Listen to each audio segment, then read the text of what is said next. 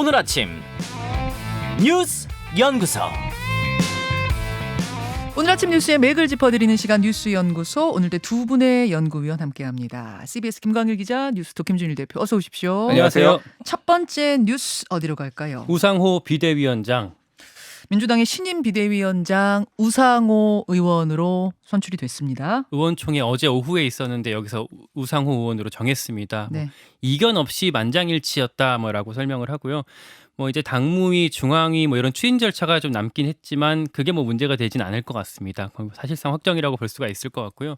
기본적으로 지금 사람 찾기가 너무 어려웠다고 합니다. 뭐 그냥 이게 뭐 욕먹는 자리라고 보통 얘기를 하는데 아시다시피 뭐 공천 지분이 있는 것도 아니고 뭐 다음 전당대회까지 2달 동안 그냥 맡아서 관리하는 거다 보니까 좀 어렵고 지금 또 당내 개파들이 좀 엄청 이렇게 예민해 있거든요. 네. 서로 이제 신뢰하지 못하는 상황이 있어서 그러다 보니까 외부 인사들이 좀 다들 고사했고 결국에 그나마 좀 개파색이 옅은 86 운동권 맏형 뭐 우상호 의원이 낙점이 됐습니다. 뭐 참고로 우상호 의원이 대선 때 이제 이재명 후보 선대본부장을 했었거든요. 네. 그래서 이재명계 쪽에서는 우리랑 좀 얘기가 잘 될 사람이다. 뭐 이렇게 기대를 하고 있더라고요. 취재해 보니까. 예, 그래요. 근데 또 우상호 의원이 최근에는 이재명 의원 뭐 이렇게 뭐 그 조기 등판을 갖다가 비판을 했었거든요. 그래서 반대로 친문계에서도 완전히 저쪽 편은 아닐 거다. 뭐 이렇게 좀 평가를 하고 있습니다.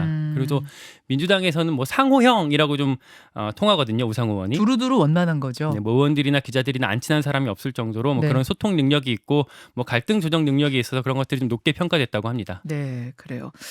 김준일 대표. 예. 생각보다 빨리 선출이 됐어요. 비대위원장, 비대위원까지. 어떤 부분에 주목하십니까? 일단은 뭐 이거를 가지고 시간을 끌 만한 시간적 여유가 없죠. 없죠. 예, 뭐 한 달씩 뭐 다른 당들 보면은 예전에 사례 보면 한 달씩 뭐 당내에서 막 토의하고 그랬는데 전당대회 7월 연기할 거 아니면 뭐 김종민 의원은 내년 초로 연기하자 혁신이 먼저다 뭐 이런 주장도 하고 있지만은 지금 뭐 힘을 받는 건 아니고 그렇다고 본다라면 뭐 모든 분들이 다 이제 고사를 해서 뭐 김부겸 전 총리 뭐 원혜영 의원 뭐 등등해서 다 문희상 국회의장 다 고사를 했다라고 한다라면 외부의 원로를 찾기에는 지금 시간이 없는 거예요. 예, 그럼 당에서 방금 뭐 김광희 기자가 설명했듯이 가장 무난한 사람을 선임을 했다라는 거고 네. 지금 비대위원으로 초선, 재선, 뭐 3선 뭐 각 대표 선수들을 한 명씩 의원들을 이제 선발을 했어요. 그럼 각 비대위원으로. 그룹에서 초선 그룹, 재선 그룹, 뭐 삼선 그룹에서 각 대표 주자를 하나씩 내는 방식인 거예요. 예, 그래서 뭐 이용우 의원이 이제 초선 대표로, 박재호 의원이 재선 대표로, 예. 한정혜 의원이 이제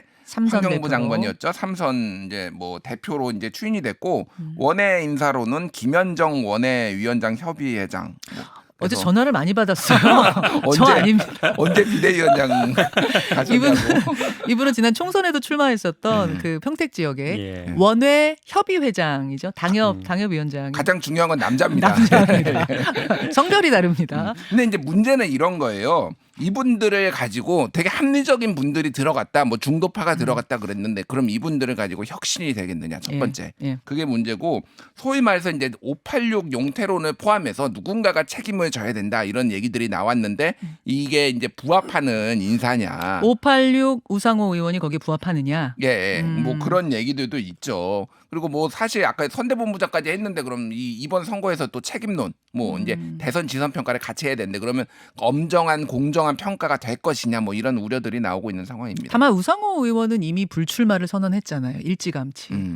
그러니까 뭔가 이 공천권이라든지 용태론 이런 것으로부터는 좀 자유롭다는 게 이번에 평가가 된 거겠죠. 그렇게 민주당에서 대체로 설명을 하고 있고요. 혁신형이 좀 어려울 것 같은 게 어제 우상호 의원 본인이 첫 번째 과제가 당 수습이다 이렇게 얘기를 한 거 보니까 아마 수습 쪽에 방점이 당분간 있을 것 같고요.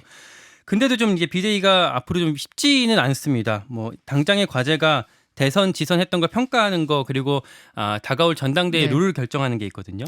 일단 혁신형 비대위라는 뭐 성격을 내세우곤 있지만 정말로 혁신형으로 갈 수 있느냐. 사실상 관리형 아닌가? 이런 얘기 나오더라고요. 우상호 의원이 지명된 것만 봐도 그런 걸 좀 알 수가 있을 것 같고 그러니까 그 과제로 지금 꼽히고 있는 대선 지선 평가가 지금 당내에서는 이게 뭐 이재명 잘못이냐 아니면 뭐 문재인 정부 아니면 문재인 전 대통령 본인의 잘못이냐 뭐 이런 논의가 내부적으로 지금 있는 상황이어서 이렇게 남 탓하고 있거든요. 그걸 조율하기가 좀 쉽지가 않은 부분이 있고 또 하나가 전당대회 룰 부분인데 네.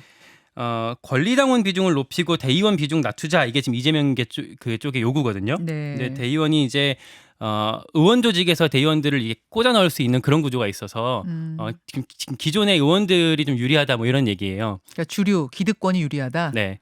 대의원이 많으면. 네. 그래서 이제 또 이게 일각에서 반발이 있는 상황이 있어서 앞으로 2달 동안 이 두 가지 문제를 놓고 뭐 찌그덕빠그덕 할 것 같습니다. 제일 큰 건 룰 문제겠네요. 예. 룰 전쟁. 잠시 후에 어제 뽑힌 6명의 비대위원 가운데 한 사람 이용우 비대위원을 직접 만나겠습니다. 이런 쟁점들 제가 질문해 보도록 하죠. 두 번째로 갑니다. 50개 거점 봉쇄 투쟁. 화물연대 총파업 이틀째 이어지고 있습니다. 운송 차질이 이제 본격화하고 있는데 풀릴 기미가 보이지 않고 있습니다. 그러니까 지금 전국 50개 거점, 그러니까 뭐 항만, 산업단지, 물류센터 같은 데서 봉쇄 투쟁을 하고 있거든요. 네. 이게 뭐냐면 파업하면서 다른 화물차들이 이제 파업 안 하시는 분들이 드나들 거 아니에요. 그렇죠. 이거를 드나들지 못하게 그 사업장 앞에 자리 깔고 앉아서 막는 거거든요. 어제 전남 광양항이나 의왕 컨테이너 기지 같은 데서 이런 봉쇄가 이뤄졌다고 합니다. 예. 당장은 이게 피해가 막 크지가 않은 게 산단 기업체 뭐 이런 데서 좀 대비를 좀 했다고 합니다. 이게 파업이 미리 예고가 됐던 거여서 한 일주일 전부터 화물을 미리 땡겨서 수송했다고 하거든요. 근데 하지만 이게 장기화가 되면 난리가 날 수밖에 없겠죠. 그렇죠. 어제만 해도 부산항 컨테이너 화물 반출이 4분의 1 줄었고요. 광양항은 아예 이제 반출이 안 됐다고 합니다. 철강업계 같은 경우도 포스코 그 포항제철소에서 하루 40%나 출하가 지연될 거라고 하고 타이어도 18만 개 수출이 지연될 수 있다 이렇게 전망이 나오고 있습니다. 자, 김준일 대표. 예. 어떤 부분에 주목해 보세요? 일단 이 이제 파업 방식이 지금 이 아예 틀어막는 거잖아요. 주요 거점을. 네. 이게 이제 뭐 정부 입장에서는 불법이라는 거예요. 그러니까 여기는 정확하게는 얘기하면은 파업이라고 하지만은 이분은 개인적으로는 다 이제 자영업자들이거든 사실상. 그래서 단일한 대우를 이제 해서 노조로 좀 이제 보기가 어렵다라는 이제 뭐 그런 식의 이제 시각도 있어요. 화물 트럭 하나하나 가지신 분들이 다 개인 사업자인데 어떻게 노동자가 되느냐 이제 이런 예. 시각인 거죠. 그래서 이제 일반적으로 보면은 파업을 하면은 대체 근로자를 이제 회사 측에서 투입을 하는 사례가 있잖아요. 그거를 이제 막는 사례가 있거든요. 대체 근로자를 근데 투입하는 것 자체가 좀 이제 노동법상으로는 불법이 돼서 뭐 여러 가지 이제 편법들이 나오는데 그래서 비슷한 방식으로 하는 건데 이게 이제 불법이라는 거고 엄정 대응하겠다 경찰과 이것들을 이제 하겠다라는 거. 지금 어제는 이제 하루 정도니까 본 건데 조만간 이제 충돌이 있겠네요. 충돌이 조만간 있을 거예요. 근데 이제 문제는 네. 정부가 대화의 문은 열려 있다라고 국토부가 얘기는 하거든요. 근데 뭐 어떻게 하겠다라는 건지 로드맵이 없어요. 그러니까 지금 전체적으로 기조가 이 정부 들어와서 기조가 엄정 대응, 법치주의 이거거든요. 그러니까 법치주의라는 거는 결국은 강자의 언어입니다. 그러니까 뭐 이제 힘 가진 사람들, 권력 가진 사람들이 법대로 엄정하게 하겠다라는 얘기를 하는 거잖아요. 그러면 정치는 어디 가느냐? 법만 따르면 되는 거냐? 이런 거는 그야말로 정치로 풀어야 되는 거거든요. 대화를 어떻게 하고 어떻게 요구 조건을 할 것이냐인데 지금 그 시험대에 올랐는데 쉬워 보이지 않는다. 법치와 정치가 함께 가야 하는 건데 그것을 어떻게 풀 것이냐. 지금 정치의 모습은 아직은 보이지 않는다 그 말씀이에요. 그렇죠. 뭐 대통령부터 항상 엄정된 모든 사안에 있어서 법대로라고 하니까 지금 전체 뭐 정부 부처들이 다 엄정 대응만 얘기를 하고 있는 그런 상황인 거죠. 그러니까 그 정부는 이 차주들을 뭐 개인 사업자 이렇게 보고 있는 것 같은데 사실 또 한편에서는 이게 뭐 특고라고 하죠. 특수고용 노동자라고 이제 노동자 지위로 보기도 하거든요. 이제 그런 그 어떤 시각 차이에서 기본적으로 발생하는 것 같고 강대강 대치가 이렇게 계속 이뤄질 것 같아요. 왜냐하면 또 서로가 지금 유가가 높아진 상황에 있어서 맞아요. 서로가 너무 힘들고 예민한 상황에 있어서 계속 가는 것 같고요. 근데 문제는 이렇게 강대강으로 가면 결국 피해를 보는 건 시민들일 수밖에 없다는 점을 유념하셔서 다시 한번 좀 타협을 협상을 좀 해주셨으면 좋겠습니다.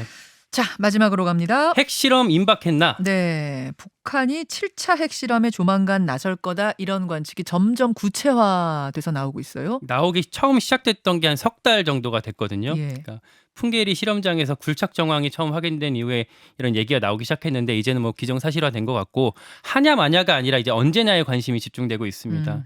미국도 지금 긴장하고 있거든요. 그러니까 성김 국무부 대북 특별대표가 그러니까 우리 시각으로 밤사이 이제 지난 밤사이에 국제 전화로 언론 브리핑을 열었었는데 네. 북한이 핵실험 준비를 마쳤다는 걸 알고 있다. 그리고 애니타임, 그러니까 언제라도 할 수 있다라고 얘기를 했습니다. 이게 구체적으로 뭐 예측 시간 같은 것도 나왔어요? 그거는 이제 어젯밤에 SBS 보도에서 조금 힌트가 될 수 있는 게 나왔는데 예. 우리 정보 당국이 이렇게 파악을 하고 있다고 보도가 됐습니다. 이제 오는 10일 이제 이번 주 금요일이죠. 그때를 우리 정보 당국이 유력하게 보고 있고 늦어도 6월 20일 전에는 실험이 될 것 같다라고 어제 보도가 됐습니다. 사실은 이제 핵실험은 여름엔 안 하잖아요. 왜냐면 날씨가 좋아야지 날씨가 안 좋으면은 실패할 가능성도 있는데 핵실험이란 걸 한 번 할 때 돈이 어마어마하게 드는 거 아닙니까? 한 번 하면 반드시 성공해야 하는데 날씨가 기상이 불안정할 때를 택하지 않죠. 그래서 6월에서 8월 사이에는 핵실험을 한 적이 한 번도 없습니다. 이미 6월이 시작됐습니다. 그런데 7차 핵실험 준비는 다 돼 있어요. 그렇다면 어떻게 하겠느냐? 한다면 조만간 할 거다. 아니면 아예 가을로 넘어가는 거다. 그렇게 본다면 조만간 할 거다 쪽에 더 많은 사람들이 걸고 있는 거죠. 예. 그래요. 김준일 대표. 예. 일단은 예를 들면 IAEA 국제 원자력 기구 사무총장이 이제 라파엘 그로시인데 지난 6일에 북한이 함경북도 길쭉은 풍계리에서 핵실험 준비하는 것 같다라고 이미 이제 밝혔어요. 네. 그래서 여기에서 이제 이거에 대한 근거는 영변 내 핵시설 내 5메가와트 원자로 가동 징후, 그리고 방사선 화학 연구실 활동 징후 등이 포착이 됐다라는 거예요. 그래서 방금 얘기했듯이 이거는 초입기에 들어갔다라고 이제 볼 수가 있는 건데 지금 어제 이제 그 합동참모본부 공보실장 김중락 공보실장이 현재로서는 추가로 설명드릴 사안은 없다. 한미 공조를 잘 하고 있다라고 이제 얘기를 한 상황이거든요. 네. 그런데 지금 이제 만약 북한이 핵실험을 하면 그러면 무엇을 할 것인가? 이것도 이제 그 한미 공조를 하는 거는 좋은데 그 다음에 카드가 없다라는 거. 대응 카드. 대응 카드가 없다라는 게 문제예요. 그래서 지금 이것도 아까 전에 좀 엄정하게 대응하겠다. 이거 이상으로 뭔가 나아가고 있는 게 없고 여기에도 역시 엄정 대응 이외에 정치가 실종됐다. 그럼 어떻게 풀 것이냐 이 문제를라는 거예요. 그래서 어제 지금 그 웬디 셔먼 부장관 같은 경우 미국 부장관 같은 경우에는 북한에 대해서 경고를 했어요. 만약에 핵실험하게 되면은 네. 북한은 알게 될 것이다. 이런 식으로 좀 강하게 경고를 알게 될 것이다. 예. 하고 나면은 두고 봐라 이런 강력한 건가요? 대응이 있을 것이다. 알게 될 것이다라는 건데 어쨌든 이거를 이제 어떤 방식으로 풀 것에 대해서도 정치력을 지금 정부가 발휘해야 되는. 어쨌든 윤석열 정부가 여러모로 지금 시험대에 오르고 있다. 이렇게 봐야 될 것 같아요. 북한이 요사이에 무력 도발을 너무 자주 해요. 그런데 이제 지금까지는 우리가 그런 무력 도발에 대해서 무시하는 기조였다면, 모른 척하는 기조였다면 지금은 다 맞대응을 하고 있습니다. 그러니까 3일 전에 북한이 8발 동시다발 미사일 발사한 후에 우리가 그제 8발 맞대응을 했죠. 그리고 나서 어제는 20대의 최신의 전투기가 서해상에 떴습니다. 잠시 후에 저희가 인터뷰를 할 텐데요. 이게 사실은 8발 우리가 쏜 미사일 그것도 대단한 거고 엄청난 거더라고요. 보니까 그게 수류탄 900개를 한 번에 터뜨리는, 그러니까 미사일 한 발 쏘면 수류탄 900개가 터지는 효과. 축구장 한 4개 정도를 파괴할 수 있는 정도. 그 정도의 위력을 가진 미사일을 8발 쏘고 어제 뜬 20대의 최신의 전투기도 어마어마한 것들이 떴습니다. 이렇게 기조가 달라졌어요. 우리의 대응 기조가. 그리고 나서 북한이 핵실험을 또 한다? 그럼 그 다음은 어떻게 될 것인가?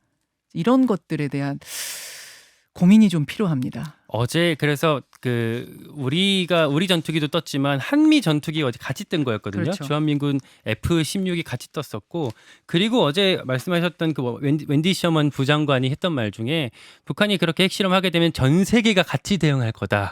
이렇게까지 얘기를 했거든요. 이 부분도 같이 좀 주목해서 보면 좋을 것 같습니다. 오늘 2부의 인터뷰로 이 부분은 더 깊이 풀어보도록 하죠. 두 분 수고하셨습니다. 고맙습니다. 김현정의 뉴스쇼는 시청자 여러분의 참여를 기다립니다. 구독과 좋아요, 댓글 잊지 않으셨죠? 알림 설정을 해두시면 평일 아침 7시 20분 실시간 라이브도 참여하실 수 있습니다.